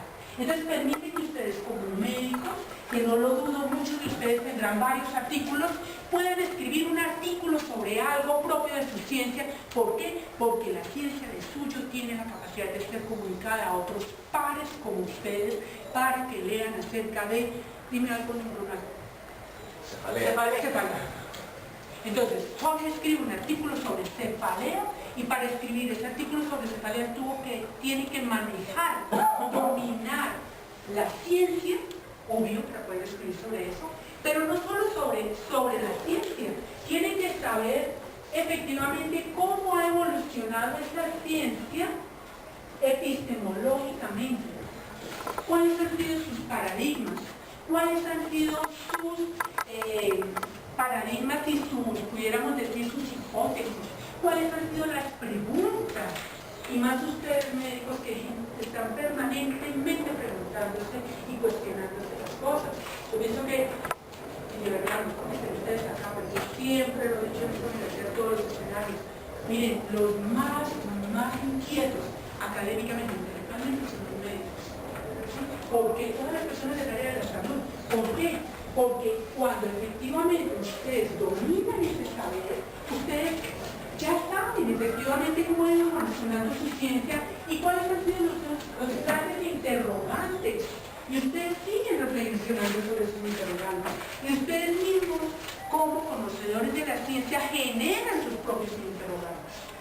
Sí. O sea, la enseñabilidad no está relacionada también, o sea, uno de los elementos tiene que ver con la complejidad de lo que se está trabajando. ¿Con la complejidad, perdón? Sí, la complejidad. ¿De lo que? De lo que se está... del tema en el cual la persona va a crecer. Claro que sí, claro que sí. Yo tengo una pregunta del estimado de educabilidad. Cuando hablamos de la razón antropológica, es significativamente lo que va a decir. Por eso es una persona igualmente educada. ¿En qué sentido? Como estamos hablando, es un atributo de la persona. No, todas las personas son educables. No, pero igualmente educables. No, igualmente educables no. Y entonces miren ustedes que ustedes estaban poniendo que, miren, yo nunca aprendí a tocar guitarra, perdón, yo tampoco. Y me encanta la música clásica.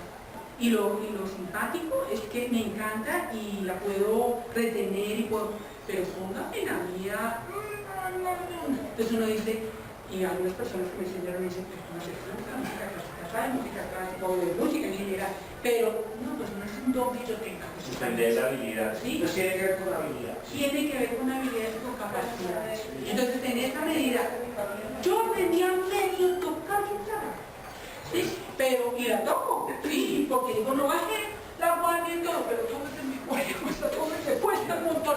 Pues claro, porque no lo tengo, yo no tengo. Entonces, fíjate que no todos tienen las mismas capacidades. Es cuando lo que Benjamin Bloom en la década de los 50 se empieza a hablar de la dimensión cognitiva, de la dimensión motora, de la dimensión afectiva, que influye en esta habilidad. Puede ser que en la dimensión motora, de tener la capacidad para empezar a manipular unas cuerdas de guitarra, por decir un instrumento, es cuando empiezan a generarse problemas en la habilidad que se adquiere, no en la capacidad de ser educado. Gracias. Gracias, Jorge, gracias. Y el talento. En cambio de personas, perdón, Las habilidades se pueden trabajar. Dimensión cognitiva.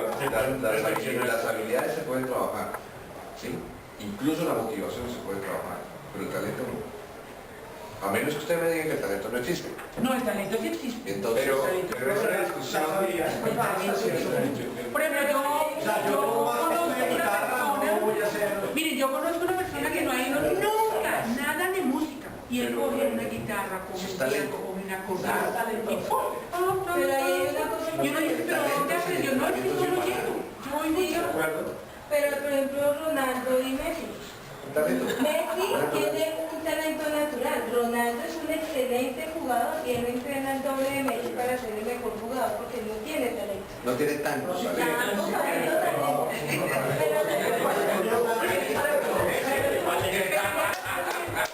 Y nada, este tiempo vamos a la mentalidad como atributo de la persona, es la enseñabilidad como atributo de la ciencia. Entonces, ¿qué pasa con nosotros como profesionales? Para mí como profesional, ¿qué tengo que hacer yo como profesional para ser un excelente profesor? Y más que yo soy licenciada, soy formada para ser profesor, pues tengo que dominar mi ciencia. Perdóneme, porque si yo no domino mi ciencia, pues estoy mal. Y no ni siquiera se aparezca por una universidad ni por un colegio enseñar. ¿Por qué? Porque si yo no domino la ciencia y no domino su fundamentación epistemológica, olvídense. Ustedes profesionales de la medicina y del área de la salud, ustedes ya tienen eso. Eso es una delicia. Yo les digo, miren, yo me voy a gozar de esa clase de procesos, ustedes ya dominan eso. Perdón, pero no menciono, pero en muchos aspectos yo no hay un dominio del saber. Cuando no hay un dominio del saber, puedes saber mucha pedagogía y que no le sirve de nada. Y lo otro. Sí, si hay mucho dominio del saber, pero no hay pedagogía, tampoco es ese momento. ¿Sí? Entonces, para enseñar, ¿no? Para enseñar. Ahora, ¿qué pasa? ¿De qué se ocupa entonces la pedagogía? La pedagogía se ocupa efectivamente de esta relación entre enseñabilidad y educabilidad, es la que se da en esta acción educativa. Entonces, ese es como el corpus de la pedagogía. Entonces, yo no puedo ser un excelente pedagogo si no conozco a la persona a la que estoy dirigiendo mi proceso de enseñanza-aprendizaje o mi proceso pedagógico. Perdónenme, no. Yo no puedo llegar y entrar al salón y decir, perdónenme porque yo tuve un profesor así. No, entraba los chicos, estaban parados el futuro problema y empezaba a asistente, chao.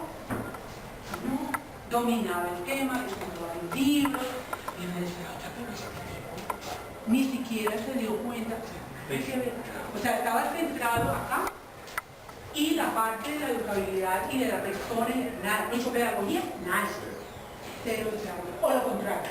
Cuando una persona reconoce a la persona, tiene mucha pedagogía, pero no tiene eso. Y perdóneme, en la experiencia que tengo como colaboradora en los procesos de formación de profesores, esta componente es dura. O sea, es duro saber cuando la persona reconoce a la persona, tiene excelente pedagogía. Entonces uno tiene que decir, pero estudie. Porque si usted no estudia y domina el saber, no lo puede enseñar. Porque llega la persona y se rumila, como tienes que dominar eso, si no lo puedes enseñar. ¿sí? Entonces, esa relación entre educabilidad y enseñanza, de eso se ocupa la pedagogía. Ahora, otro filósofo que se llama Bastiano Hermoso dice, para que efectivamente la educabilidad tiene 5 características, 5 condiciones de la educabilidad. Nos dice este autor, se llama Bastiano Hermoso. Es otro filósofo. ¿Sí? Y este filósofo nos dice que es interesante, ¿por qué? Porque nos da características propias de la educabilidad. Entonces dice, listo, ya sabemos cuáles son las características propias de cada ciencia. Digamos, si yo fuera médico, yo podría decir, por ejemplo, dígame las características propias de cada una de las especializaciones que ustedes tienen, entonces le diría, perfecto, ¿sí? Y en este caso, ¿cuáles serían las características propias de la educabilidad? Según este autor son, la primera que es dinámica. Pues la educabilidad es dinámica. ¿Por qué? Porque permite que la persona pase de la potencia a la otra. Entonces hay un traslado de la potencia a la otra. Segundo, nos dice, es necesaria. Que era el ejemplo que nos ponía ahora Víctor. Si la persona no quiere, pues no quiere, entonces su educabilidad quedó en 0. Pero, perdónenme, es libre de hacer con su vida lo que quiera, ¿sí me va a entender? Si no quiere progresar en la vida, si no quiere, pero es necesaria porque nos permite crecer como personas. Es necesaria. Ajá. Es personal. A mí me puede querer mucho mi esposo, pero muchísimo. Pero si yo no quiero educarme, si yo no quiero potenciarme, perdón, ahí se le acabó el chiste. Depende solo de mí, es personal y personal. O sea, es personal, no lo hace nadie, es personal. Aparte de eso, es intencional. La persona tiene que tener la intención. Y tiene que tener una intención fuerte, seria. Ay, yo quiero. Como cuando nosotros luchamos contra algo. Por ejemplo, yo quiero dejar de comer gaseosa. Algo tan sencillo como eso. Estoy iniciado a la Coca-Cola. Pues eso es un control. Tengo la intención y lo voy a lograr. Y es dejar de consumir porque estoy consumiendo casi 8 botellas diarias. No. 5. La última. Es teleológica o referencial. Esta intención no está al azar, no está así a la loca, ¿sí? Esta intención está orientada hacia un fin. La teleología se refiere a los fines. Entonces está orientada hacia un fin. Yo tengo esta intención y el fin es dejar de tomar gaseosa porque ya tengo los dientes negros, las manos ya las tengo negras, todo de tomar la lengua, de tomar gaseosa. Y todo el daño que está haciendo, ¿no? Entonces, fíjense que estas características de la educabilidad son muy importantes. Reconocerlas en nuestros estudiantes y en nosotros mismos. Porque, perdón, voy a decir algo que es real. Nosotros, muchas veces, yo la primera, entonces nos ponemos, yo soy el profesor, entonces yo soy el perfecto, y entonces yo ya digo, no. Nosotros permanentemente estamos viendo ¿por qué? Y más ustedes. Permanentemente tienen que estar actualizando, sí, estudie y actualice. Permanentemente, como ustedes no se actualicen, mueren. ¿Sí? O sea, permanentemente están en procesos de educabilidad y permanentemente están en procesos de entrenamiento. O sea, que ustedes mismos están haciendo procesos pedagógicos con ustedes mismos. ¿Me van a entender? Y todo eso se llama educación. Y todo eso, es que bien, se llama educación. Pues me encantó haber estado con ustedes. Rosario, qué maravilla. Muchas gracias, de verdad. Mil gracias. Me falta un grupo que me ha entregado papel. Me parece que solo para el portafolio. Creo que es el grupo. Y tengo solamente 10 de las hojas de presentación de ustedes. Por favor, cuando la tienen, me las llegan. Yo tengo un comentario antes para decir cómo podemos enlazar las lecturas que tuvieron, o la lectura que tuvieron en la que ustedes lo expresaron, dicen, por no usar el término brick, ¿sí? Por no usarlo, o no, un eufemismo, pero ustedes ven que podemos seguir profundizando en el asunto, pero yo estoy seguro que Rosario aclara lo que esa lectura tiene. Entonces, el aprendizaje activo incluye que es necesario aguantar, y ese es el término que le tengo a Claudia Mora, que tuvimos oportunidad de hablar algo sobre la lectura, es aguantar y leerla, no salir corriendo de la lectura. Por eso a veces uno le tiene que poner el rótulo de lectura obligatoria. ¿Sí? El término lectura obligatoria no es porque yo lo obligue a leerla, es porque hay que leerla dentro de los principios del aprendizaje activo, hay que leerla para estar ahí y luego recibir al Rosario y empezar a construir entre todos y escucharlo a usted decir no sé qué y escucharlo a usted decir no sé otra y tener unos apuntes. Por eso la función de Carlos es fundamental, porque tenemos una grabación de esta sesión en la cual podemos volver atrás y decir, perdón Rosario, volvimos a revisar, y por ejemplo para algo que dijo Rodolfo, que yo no alcancé a meter la cucharada, cuando él dice que la enseñabilidad puede partir del profesor, y yo para mis adentros digo, seguro que sí, porque alguien también conduce, lidera el proceso de enseñanza, y es ahí cuando en el aprendizaje virtual vamos a decir, hey, voy a volver a leer esta lectura y espero la otra con el mismo temor, pero para lograr lo mismo en la epistemología de la pedagogía y la filosofía de la educación, y ustedes ya tienen un mensaje que dice, aguante de Brick, aguántelo, sígalo, léalo, y luego tendremos a un Francisco Casas que va a empezar a decir qué es lo que pasa con eso. Y ya le han visto el perfil a Francisco, tiene una gran capacidad crítica que va a hacernos reflexionar. Entonces el ladrillo va combinado con una tutoría que nos da Rosario, que compartimos entre todos, que construimos entre todos, y eso lo han descrito como el aprendizaje interactivo y por qué el aprendizaje interactivo funciona. Y me estoy olvidando de Ana en este discurso final, pero creo que era lo que tocaba decir. Así Julián me estoy mirando con cara de usted es el que se está demorando, pero para poder enlazar por qué ciertas acciones y de qué va la historia del trabajo de los intermodos. Y es que si no aguanta, toca desertar. Si no aguanta, deserta y pues siga haciendo lo que viene haciendo y siga pensando que usted llega al hospital y le dice, bueno chino, ahí va a contesto la interconsulta, y entonces ustedes que son las duras de la gestión, Patricia y Andrea Carolina, entonces sigan haciendo cuadros de turnos y sigan andando allá y sigan pensando en la capacidad instalada solo como el único mensaje. Bueno, María José también le toca, ¿no? De aquí para allá, ¿sí? ¿Y cuál es la intencionalidad? Yo recuerdo que un grupo dijo el qué, el cómo, para qué, que salió en lo que nos dijo. Entonces, bueno, perdón Juliana, fueron 2 minutos. No lejos de mí, tratar de callar la voz de la sabiduría, ¿qué tal?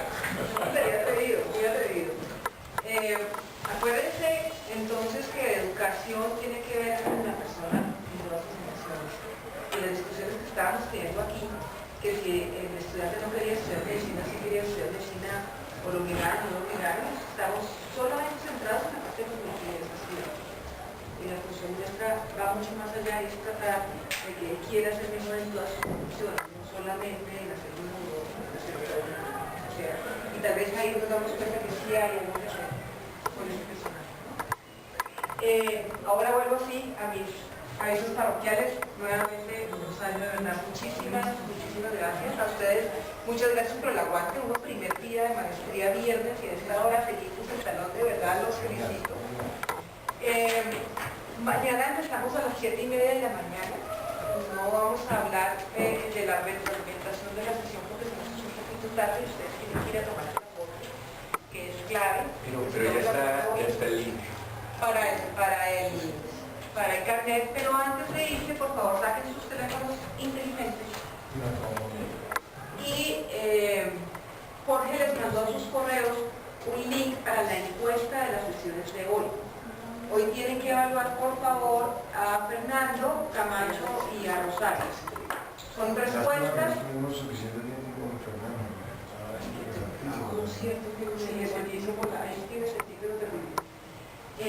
No importa, pero ya vamos conociendo y ellos nos ayudan a entrarnos un poquito más en nuestro campo es otro. Entonces es muy chévere tener contacto con Fernando, con Rosario de la Conferencia. Entonces, por favor, miren sus teléfonos, miren el link y tienen la encuesta. Una vez llenada la encuesta y enviarse, van por favor al edificio K, que fue donde almorzamos. ¿Podemos ir? Primer piso. Vamos también en grupo. Gloria les digo, primer piso, mano. Derecha, no. Vamos primer piso, vamos. para tomarse la foto para que de una vez les puedan ¿vale?